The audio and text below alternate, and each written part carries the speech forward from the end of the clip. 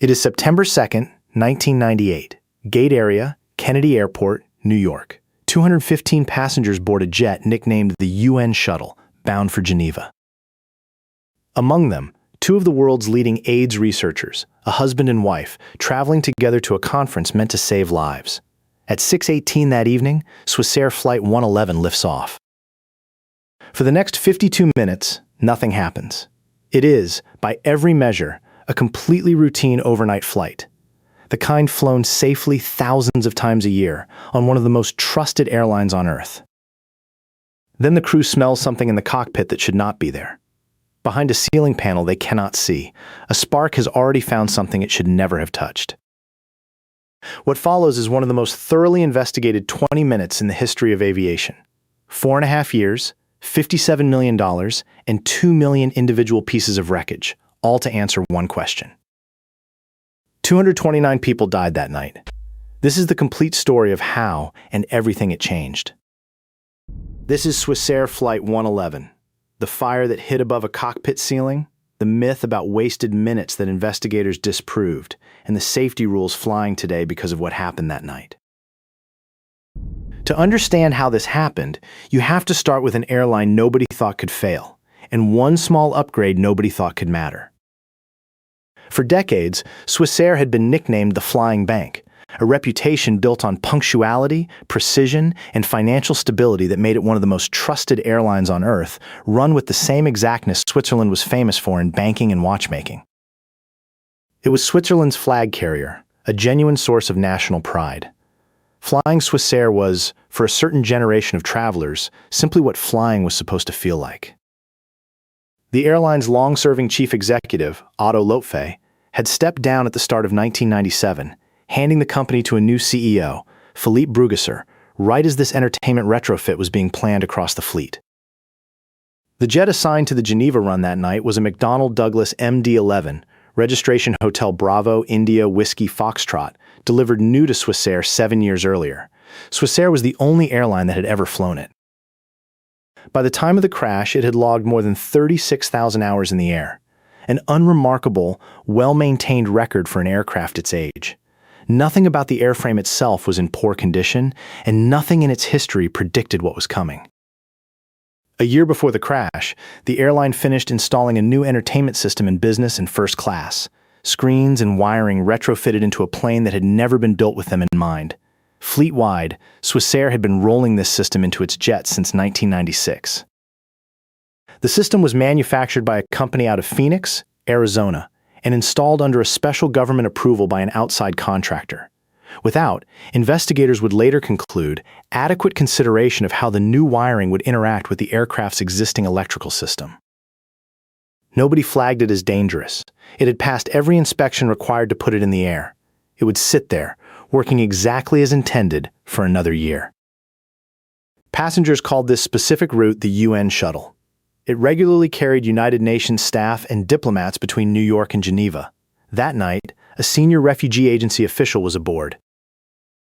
So were Dr. Jonathan Mann and Dr. Mary Lou Clements Mann, a husband and wife, both among the world's leading AIDS researchers, flying together to a conference on a vaccine that might have saved millions of lives. In the cargo hold below them sat a Picasso painting, insured for roughly $1.5 million on its way to a private buyer in Europe. In the cockpit sat Captain Urs Zimmermann, a Swiss Air Force veteran with 3 decades at the airline, an instructor pilot known for careful, by-the-book precision, and First Officer Stephen Lowe, 36 years old, fully current on the aircraft, having completed his transition training just 3.5 months earlier. Both pilots were well within every qualification and currency standard the airline required. Investigators found no evidence that pilot inexperience played any role in what followed. The cabin crew numbered 15, led by a service manager with decades at the airline. All 14 crew members, and every one of the 215 passengers behind them, boarded that night with no reason at all to expect anything but a long, quiet flight. 229 people were aboard that night, from more than 40 countries. 2 of the people on that plane weren't just passengers. They had, between them, already changed how the entire world thought about a disease.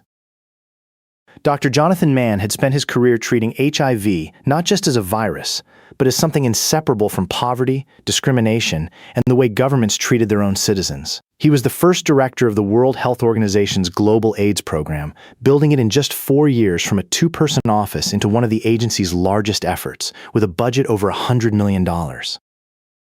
In under a year, he and his team visited 77 countries, trying to grasp the true size of an epidemic the world was still struggling to take seriously. He resigned from that post in 1990, publicly frustrated that the global response still wasn't matching the scale of the crisis. He didn't stop. He went on to found what's now recognized as an entirely new field: health and human rights. His argument was simple, and at the time, genuinely radical. A society that strips away a person's rights and dignity is already undermining that person's health. Discrimination isn't just unjust, it's a public health problem in its own right. At Harvard, he founded a research center built entirely around that idea, and co-founded the first academic journal in the world dedicated to it.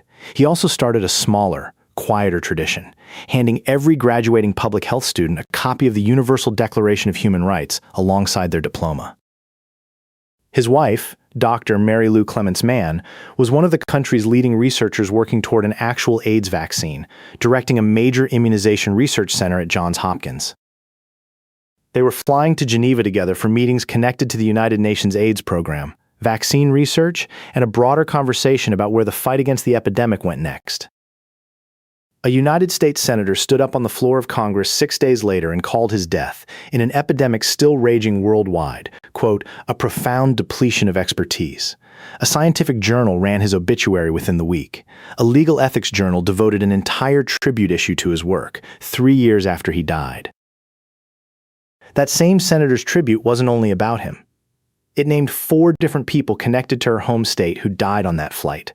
A reminder that behind every famous name on that passenger list were other names, other families, grieving just as hard, that history simply never wrote down. The field he helped build didn't end with him. It's still how public health researchers around the world are trained to think today. One detail about that entertainment system almost never makes it into the story, and it matters more than you'd think. The system Swissair installed didn't just play movies. For a price, it let passengers gamble. Real money, real credit cards, slot machines, and lottery-style games built into a touchscreen at every seat in business class. It was, at the time, one of the first fully interactive entertainment networks ever installed on a commercial airliner. Genuinely ahead of its time, and genuinely strange, an airborne casino, 35,000 feet over the ocean, overseen by Switzerland's own national lottery, with a share of every wager going to charity. The games themselves were tightly regulated: slot machines, keno, and a lottery-style game, with poker and roulette excluded under Swiss law. Bets were capped at $1 each, total losses capped at $200 a flight, and winnings capped at $3,500, all of it settled through ordinary credit cards at 35,000 feet. The system's designer had a fitting resume for it. Before joining the company that built this network, he had run a Las Vegas gaming technology firm. The idea of a casino in the sky wasn't a strange accident. It was exactly what he'd been hired to build. But American law banned gambling devices from operating on any flight to or from the United States. The hardware didn't have to be removed, only switched off. Flight 111 took off from New York. That means the casino sitting a few feet from where the fire would start was legally dark that night. Not one passenger on this flight ever placed a bet. What mattered wasn't the gambling itself. It was the wiring built to run it, because that same system, installed the same way on every jet that carried it, was about to become the subject of the most expensive air accident investigation in Canadian history. This entertainment system was never an industry-wide problem. In its entire history, the company behind it sold this exact network to exactly 3 airlines. A small British carrier had already walked away from it 7 months before this crash, for reasons the company never made public. A second airline, Alitalia, had it installed on 1 aircraft, but had never once turned it on for a paying passenger. By September of 1998, there was nothing else in the sky to shut down. Swissair wasn't one of several airlines running this system. It was the last one. At 6:18 that evening, none of this was on anyone's mind. The airplane climbed out over the Atlantic exactly the way it was supposed to. Flight 111 leveled off at 33,000 feet and turned northeast, settling into what should have been a routine overnight run to Geneva. The autopilot held it steady. Every gauge read normal. 52 minutes after takeoff, the crew noticed a faint, unfamiliar smell in the cockpit. It came from an air conditioning vent behind the first officer's seat, the kind of smell that, on almost every airliner in the world, means nothing more than a dirty filter. They investigated calmly. The captain left his seat to check the forward galley. A flight attendant was called into the cockpit and asked if she'd smelled anything back in the cabin. She hadn't, but she could smell it up front. That single fact, smoke in the cockpit, nothing in the cabin, pointed the crew toward exactly the wrong conclusion. It looked like an air conditioning problem. It was reasonable to think so. It was also completely wrong. The smell faded. Then it came back. Then it faded again, behaving exactly like a minor, intermittent nuisance because the fire producing it was still sealed behind a ceiling panel no sensor in the aircraft was watching. 4 minutes after the smell first returned, the captain picked up the radio. Swissair 111 Heavy is declaring pan after smoke in the cockpit. Request immediate return to that convenient place, I guess, Moncton. Pan is the internationally recognized call for urgency. One level below Mayday. It tells air traffic control, we have a real problem, but we believe we still have time. Boston was the airport the crew knew. It was also 234 nautical miles behind them. Swissair 111 at the time, we must fly manually.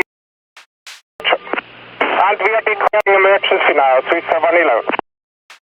Halifax was 66 nautical miles away, a third of the distance to Boston. The crew accepted immediately. It was, without question, the right call. As they turned toward Halifax, the crew began the standard procedure for an unscheduled landing, readying the cabin and preparing to dump fuel so the aircraft would touch down at a safe weight instead of the more than 530,000 pounds it had taken off with. Nothing about their tone suggested fear. Nothing about their pace suggested they believed a fire was already spreading through the space above their heads, because nothing available to them said so. As Flight 111 began its descent, responsibility for the airplane passed from one controller to another, a handoff that would put one more real, named person into this story. Moncton Center handled high-altitude traffic. Once Flight 111 dropped low enough to approach Halifax, control passed to a Halifax terminal controller named Bill Pickrell, one of two controllers working the evening shift that night. Okay, active runway Halifax 06. Should I start you on a vector for 6? Yes, vectors for 6 will be fine, Swissair 111 Heavy. Pickrell turned the aircraft to line it up for the runway. But there was a problem.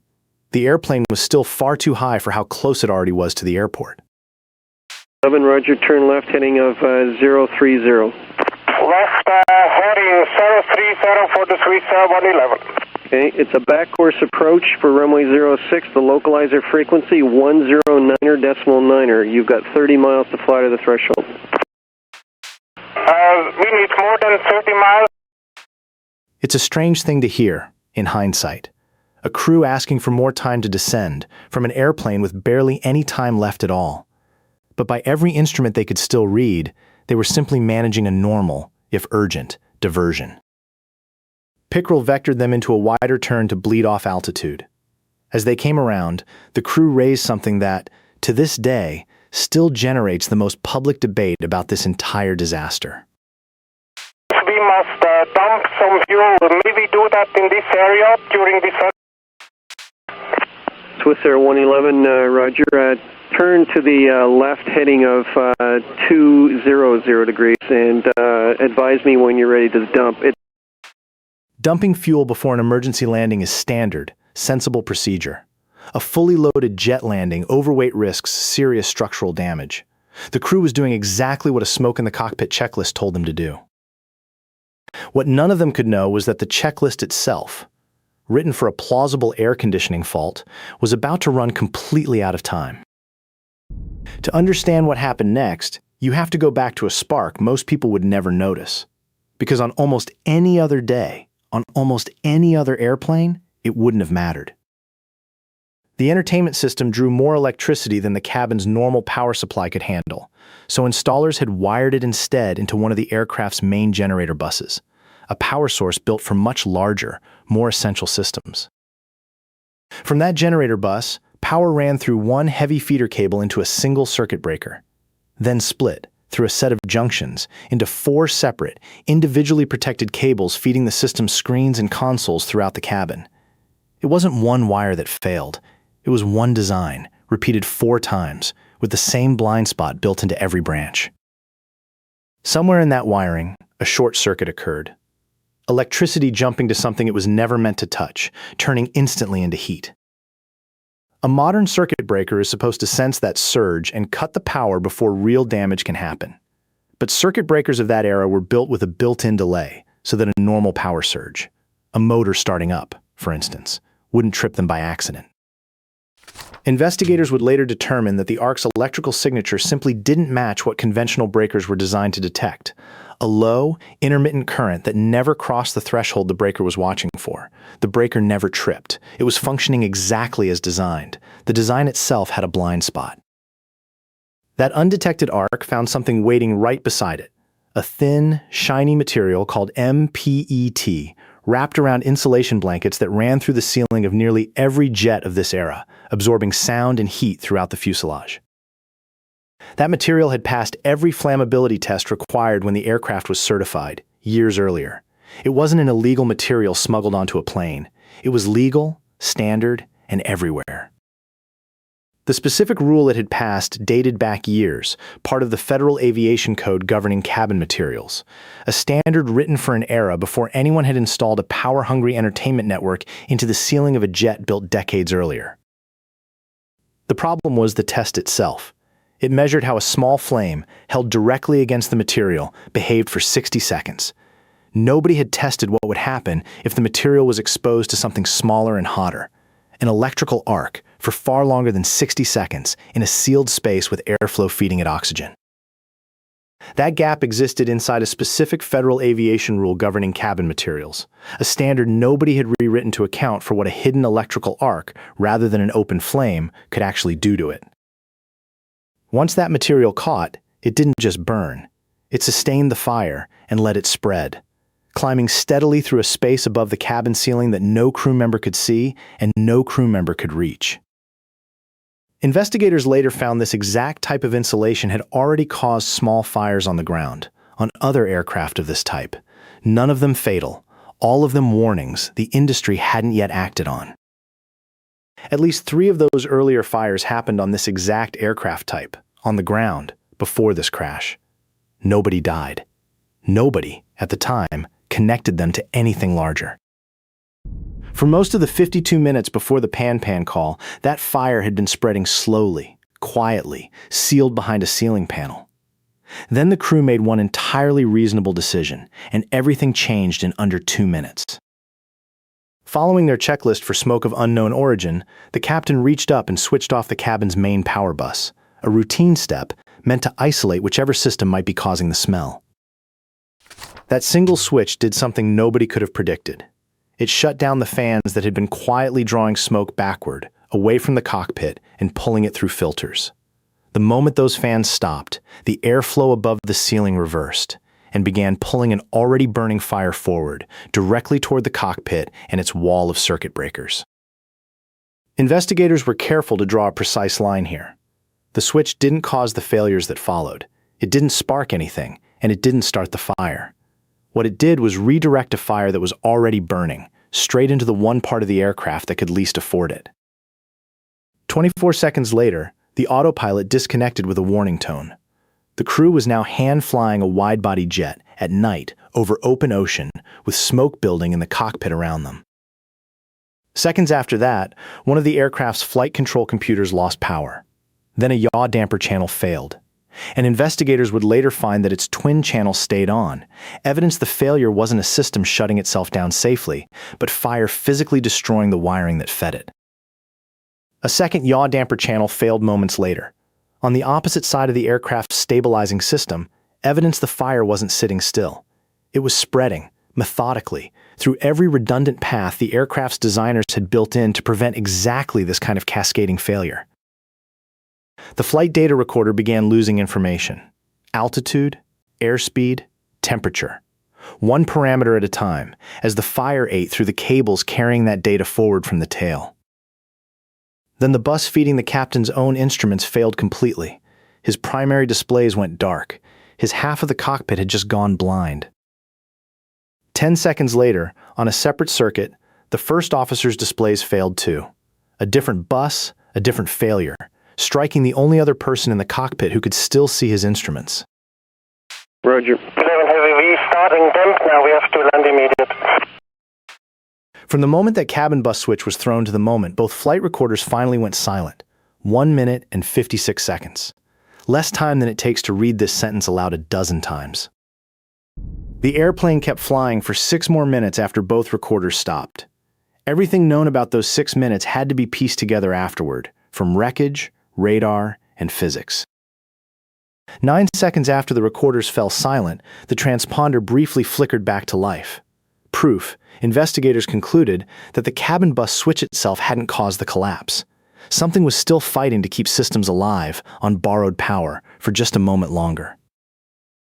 Wreckage evidence later showed the captain had left his seat sometime after the recorder stopped and never returned to it. Investigators believe he may have gone for a handheld fire extinguisher, the only firefighting tool available to a crew fighting something they still couldn't see. The aircraft's emergency checklist book was recovered later, its laminated pages fused together by heat, a small, physical record of exactly how hot that cockpit had become.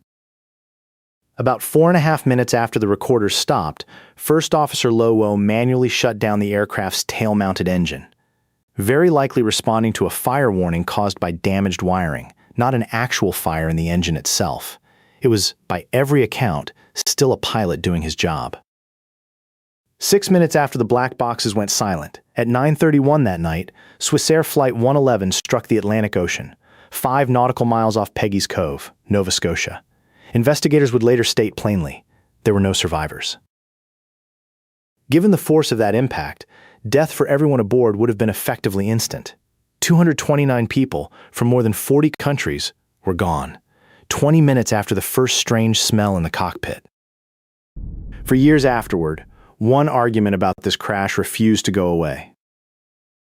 Why did the crew spend precious minutes preparing the cabin and dumping fuel instead of diving straight for the runway the moment they smelled smoke? It became one of the most repeated criticisms of the entire disaster. Investigators modeled it themselves, in exhaustive detail, using the real, documented rate the fire was shown to have spread. Their finding, even in the best possible version of that night, an immediate, uninterrupted dash for Halifax, beginning the instant the crew first declared pan-pan. The earliest the aircraft could have reached the runway was around 9:27.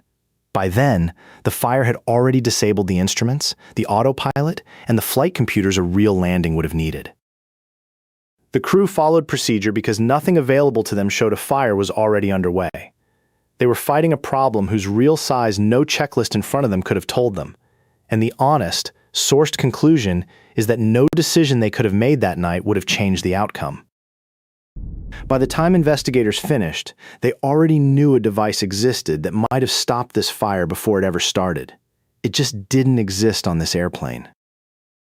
For years, the American Navy, the FAA, and aircraft manufacturers had been quietly developing something called an arc fault circuit breaker, a device built specifically to catch the kind of low, intermittent arc that ordinary breakers were blind to. Investigators wrote, in their own final report, that had one of these devices been protecting this exact wiring, it would very likely have caught the arc that started this fire and cut its power before it could do any more damage. But investigators were careful, almost stubbornly careful, not to oversell that finding. Catching the arc is not the same as stopping a fire that had, by then, already begun. Even a perfect breaker might only have slowed down what was already happening, not prevented it. The board went further and raised its own doubts about the technology moving forward. The draft standards being written for these new breakers, they warned, would not actually require the device to trip before nearby material could catch fire in the first place.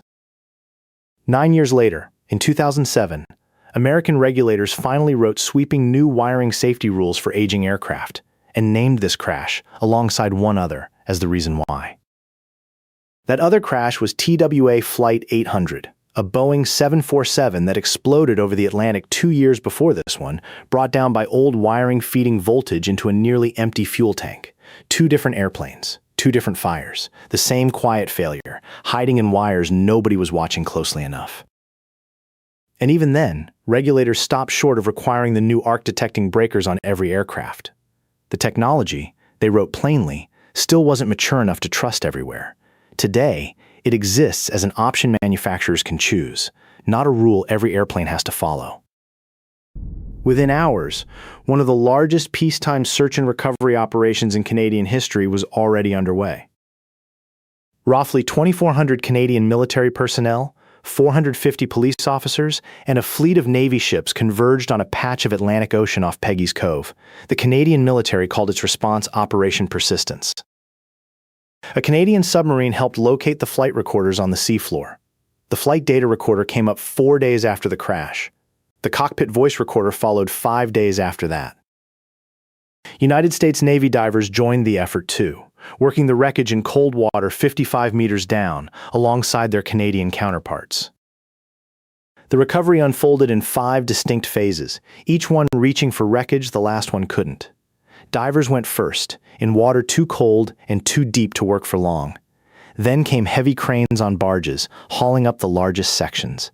Engines, landing gear, the biggest single pieces of the aircraft, and by far the largest share of it by weight. Commercial scallop-dragging boats swept the seafloor next, followed by remote-controlled submersibles reaching debris too fine or too scattered for anything else.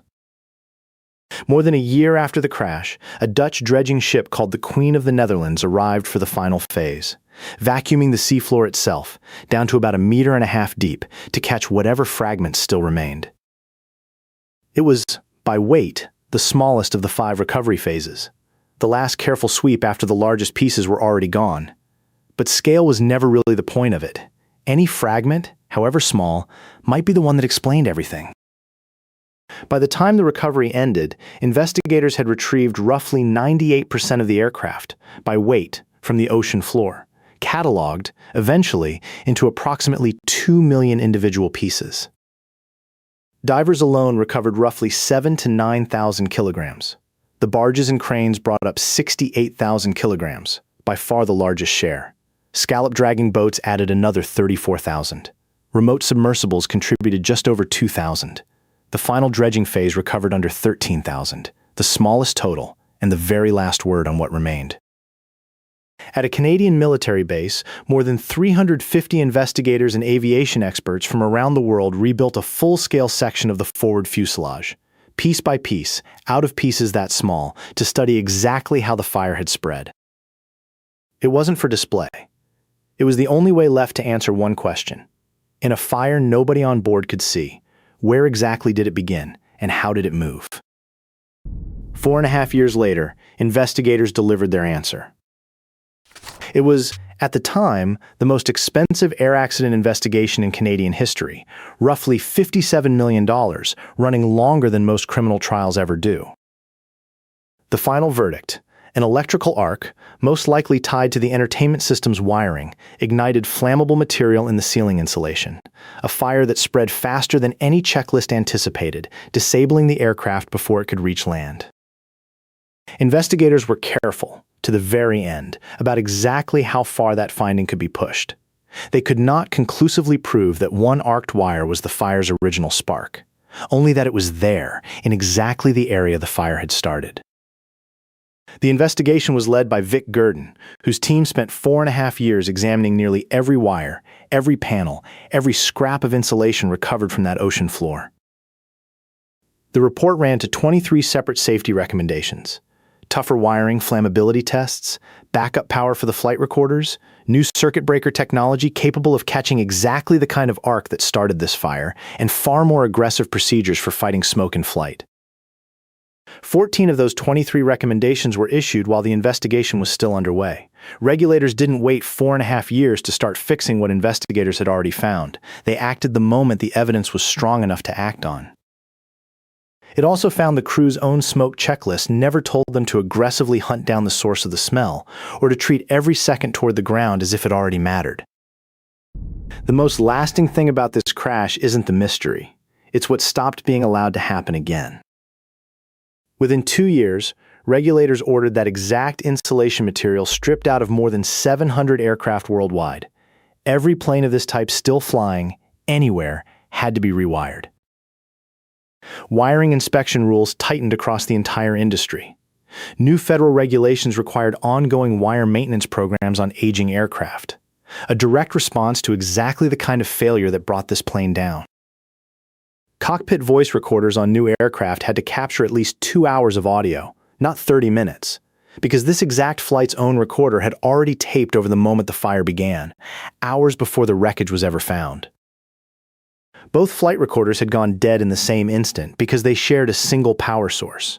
Regulators ordered them separated onto independent buses so that one electrical failure could never again silence both black boxes at once. Investigators also went after the test itself, not just the material. They demanded insulation be tested as a complete, installed system: blankets, covering, tape, and fasteners together. Instead of one component at a time, the exact gap that let illegal material become a fire hazard in the first place. Swissair deactivated its gambling and entertainment systems fleet-wide within weeks of the crash. The company genuinely expected to switch it back on within a year. It never did. Within a few years, the hardware itself was gone for good. The company that built the system had genuinely expected Swissair to simply switch it back on within the year. That never happened. The hardware was eventually stripped out of the fleet for good, the entertainment network and the casino built into it, gone entirely. No criminal charges were ever filed over the crash itself. No individual, no company, was ever prosecuted for what happened that night. Not every recommendation aged the same way.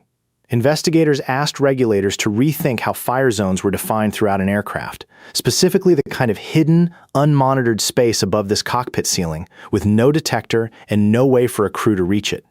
More than 2 decades later, that specific review, by the safety board's own account, still has not been completed. A similar recommendation asked that any new system added to an aircraft after the fact, exactly like this entertainment network, be mathematically checked against the plane's original emergency power systems before it's ever allowed to fly. Regulators adopted lighter guidance instead of a hard requirement. The safety board's own file still notes some risk remains undefended. And one recommendation is almost eerie in hindsight. Investigators found this flight's ordinary in-flight monitoring system, not even a certified recorder, had captured roughly 6 times more data than the black box everyone was legally required to protect. They asked regulators to protect that richer data too. As of the most recent review on record, regulators are still waiting for the rest of the world to agree on how. Victims' families first rejected a settlement offer in 1999. Years of litigation followed. A federal judge eventually ruled the airline could not be forced to pay punitive damages under the law that applied to the case. Compensation, but not punishment. At one point, families were pursuing a claim north of 27 billion Swiss francs in punitive damages alone. The court's ruling ended that specific claim, but not the broader compensation process still working through the courts. Individual settlements followed in the years after, case by case, family by family. One law firm alone reported securing more than $13 million for its clients. Other families were reported to have settled for over $2 million each. 3 years after the crash, Swissair itself collapsed, its entire fleet grounded, the company bankrupt. The real cause was years of reckless expansion into other struggling airlines, worsened by a downturn across the whole industry. This crash didn't cause that collapse.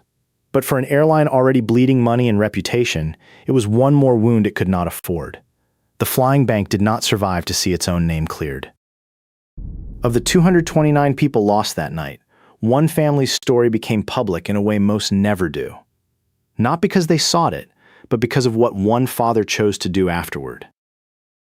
Stephanie Shaw was 23, an economics graduate in Geneva, recently invited to join the World Economic Forum. She'd flown to New York to visit her boyfriend and boarded Flight 111 home on a last-minute standby ticket. Her father, Ian Shaw, was a Scottish-born watch industry executive living a comfortable life in Geneva. After his daughter's death, he left nearly all of it behind. He moved to Nova Scotia, to the coastline nearest where his daughter had died, and the following year opened a small restaurant overlooking the water, not far from Peggy's Cove. He ran it for close to 8 years. In interviews at the time, he said he hadn't come for closeness to the crash site itself. He said the ocean, endless and indifferent, was the only thing he found any comfort in at all. Every year since, families have gathered at memorials near Peggy's Cove and Bayswater Beach to say the same 229 names out loud. 28 years on, this story is about to reach people who have never heard of it, through the last medium anyone expected. A dramatized feature film is set to have its world premiere this month, opening a film festival in Halifax, not far from where the wreckage came ashore. It isn't a cockpit thriller. It follows fictional, composite characters. A surgeon, a flight attendant, a family of lobster fishermen, built from the real accounts of the community that spent months pulling wreckage and people out of that water. Filming ran for 6 weeks in the fall of 2024 in the actual Nova Scotia towns and coastline where the real search unfolded 26 years earlier. For the fishing boat scenes, the production cast real local fishermen. Some of the same people who had gone out in their own boats in 1998, searching first for survivors and then for wreckage. This time, they were recreating, on camera, a rescue they had actually lived through. The director has said plainly that this was never meant to be a disaster movie. In his own words, quote, "It didn't make sense to really dramatize the crash. The film uses quiet, almost dreamlike moments instead, meant to show what each character is feeling rather than what actually happened in the sky." One of the film's lead actors, describing the shoot itself, put it simply, quote, "We're all crying every day." One of its producers has a more direct connection to that night than almost anyone involved in telling this story. Reporting describes him as the son-in-law of one of the 2 pilots who died in that cockpit. It premieres alongside its own international debut planned for a film festival in Zurich, the story crossing back, 28 years later, to the country whose airline it was. This wasn't the first time this story reached television. 5 years after the crash, it became one of only 6 accidents chosen to launch an entire documentary franchise still running today in more than 200 episodes across the world. It's also been the subject of a peer-reviewed academic study. Researchers who studied the actual cockpit recording concluded the 2 pilots had done everything by the book. What failed wasn't them. It was 2 separate checklists written by 2 separate teams that quietly contradicted each other. 28 years is long enough for a disaster to fade from memory. It is not long enough, apparently, for the people who lived through it to stop telling the story. Somewhere in that wreckage was a Picasso painting, insured for $1.5 million. Investigators recovered exactly 1 scrap of it, about the size of a hand. Everything else this investigation found had an explanation, in the end. A wire, a material, a test that wasn't strict enough, a switch that reversed a fire's path by accident. A 20-centimeter piece of canvas is the only thing from that night that simply vanished and was never explained at all. Machines fail. Old certifications fail. What changed, in the end, wasn't luck. It was every rule this crash forced into existence, still protecting every flight that takes off tonight. If a fire investigators could barely explain got to you, wait until you see the submarine a government spent 9 days lying about while 23 men waited in the dark. That breakdown, on the Kursk, is on the channel now. Subscribe to Black Box Breakdown. If this one got under your skin a little, good. That's the point. And it only keeps happening because people like you keep showing up. So do one thing for me. Hit subscribe. It is free, and it is the whole reason Black Box can keep taking these disasters apart.